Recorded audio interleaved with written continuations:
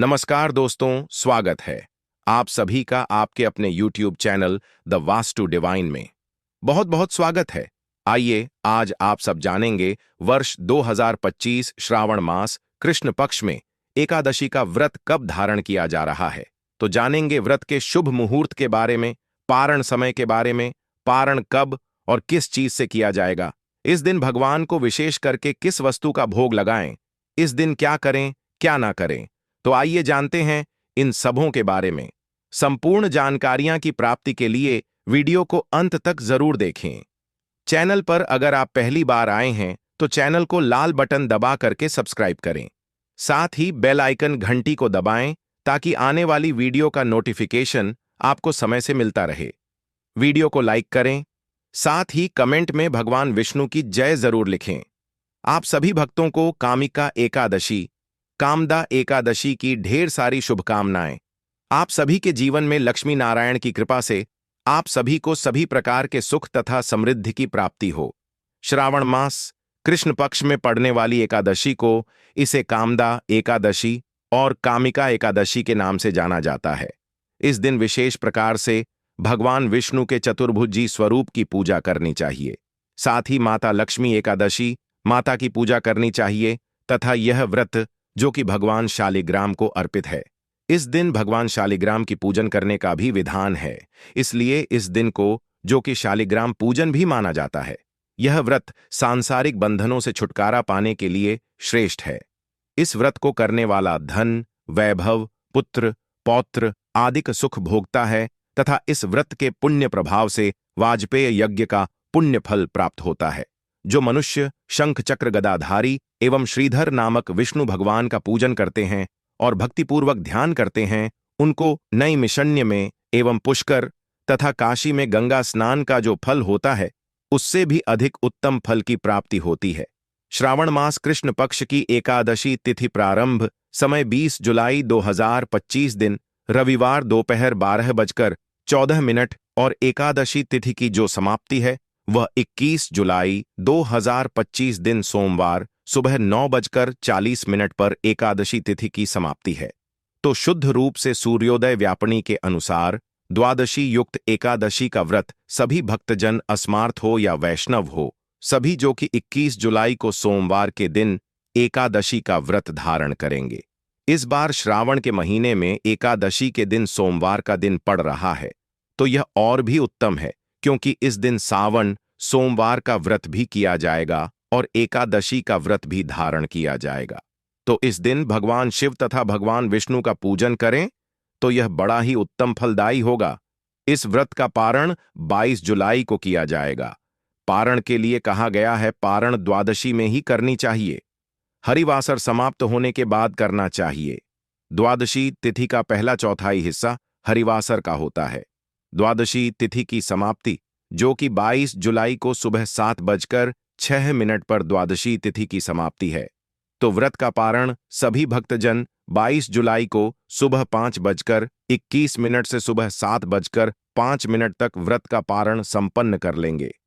इस व्रत का पारण दुर्वाद दलेन पारणम, दुर्वाद दल से व्रत का पारण है। यह संभव ना हो पाए तो आप जल फल या तुलसी दल से व्रत का पारण करें। 22 जुलाई को ब्रह्म मुहूर्त का समय सुबह 4:14 से सुबह 5:55 तक होगा। सूर्योदय का समय सुबह 5:20, सूर्यास्त शाम 6:48 होगा। राहु काल का समय दोपहर 3:26 से शाम 7:48 तक होगा। 5:07 तक होगा। राहु काल समय के दौरान कोई भी शुभ कार्य या नया कार्य नहीं करना चाहिए, इस बात का ध्यान रखें। प्रातःकाल पूजा का शुभ मुहूर्त सुबह 4:35 से सुबह 5:36 तक होगा। अभिजीत मुहूर्त का समय दोपहर 12:01 से दोपहर 12:55 तक होगा। विजय मुहूर्त का समय दोपहर 2:40 से दोपहर 3:49 तक होगा। गोधूली मुहूर्त का समय शाम 7:17 से शाम 7:38 तक होगा। शाम को पूजा का शुभ मुहूर्त शाम 7:18 से रात्रि 8:20 तक होगा। अमृतकाल का समय जो कि सुबह 6:09 से सुबह 7:38 तक रहेगा।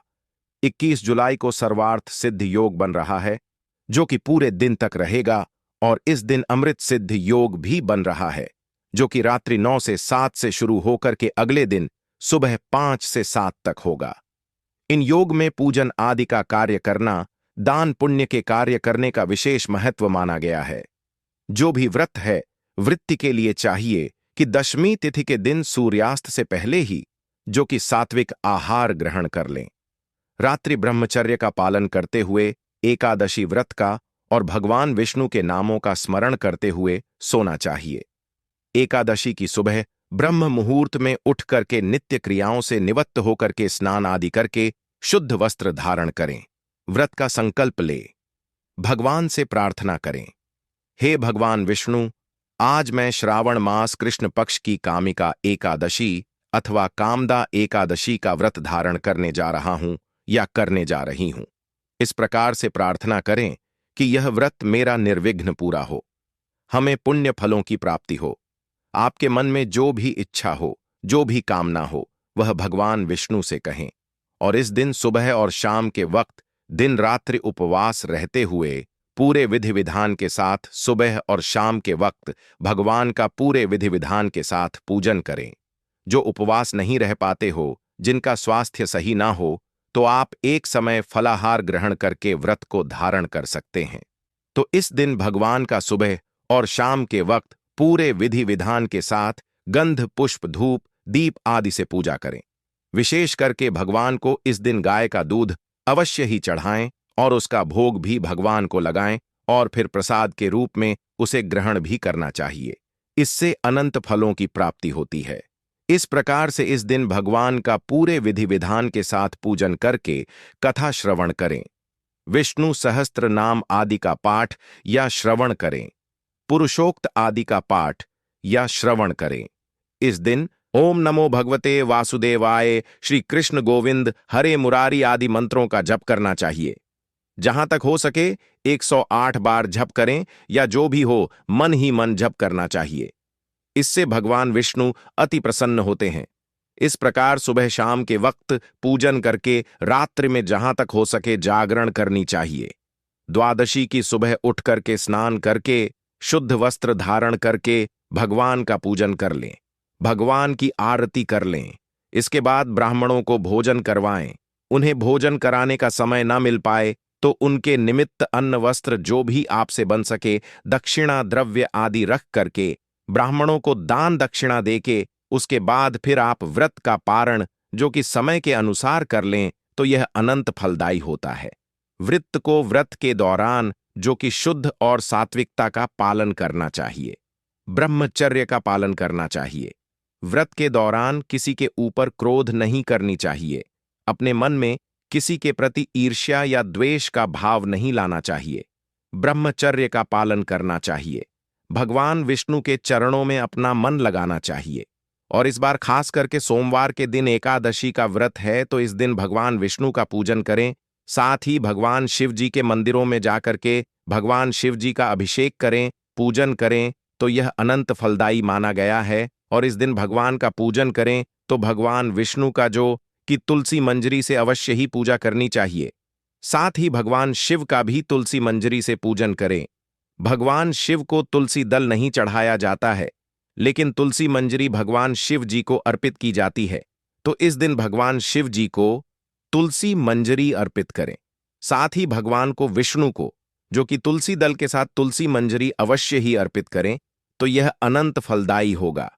तो आशा करता हूं कि यह जानकारी आपको अच्छा लगा हो। इसी प्रकार से ज्ञानवर्धक जानकारियां प्राप्त करते रहने के लिए, व्रत पूजा के बारे में जानने के लिए, कथा को सुनने के लिए चैनल पे अगर आप पहली बार आए हैं तो चैनल को लाल बटन दबा करके सब्सक्राइब करें। साथ में बेल आइकन घंटी को दबाएं ताकि आने वाली वीडियो का नोटिफिकेशन आपको समय से मिलता रहे। वीडियो को लाइक करें, शेयर करें। सुखी रहें और स्वस्थ रहें। जय श्री राधे कृष्ण। धन्यवाद।